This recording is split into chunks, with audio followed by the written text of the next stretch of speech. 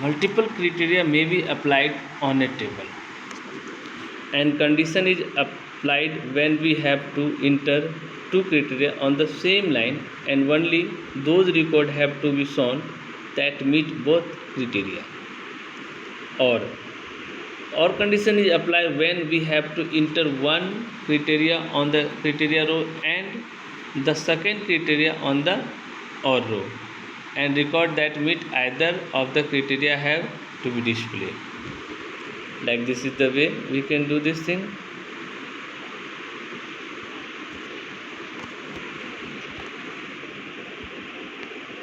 A form is convenient way to enter data into the database.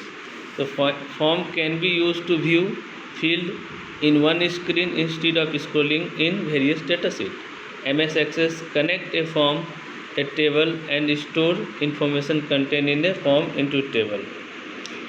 So it is much required. How do you create the form? Very simple way you can create the form. Step 1, click on create tab on the ribbon. Step 2, click form in the form group.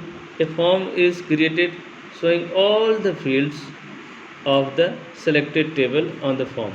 Navigation bar can be utilized to access record on a form. Like this way. 3 views are available in MS Access to view a form: form view, layout view, and design view. Form view is used to type or modify data. Design view is used to modify the design of a form. Layout view is used to modify the format of a form.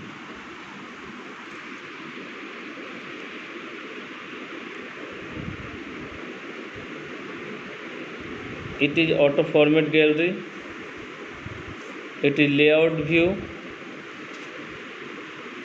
A form may contain a different name from the table, but still both hold the same data. If the record in a form is changed, the table will also show the modification.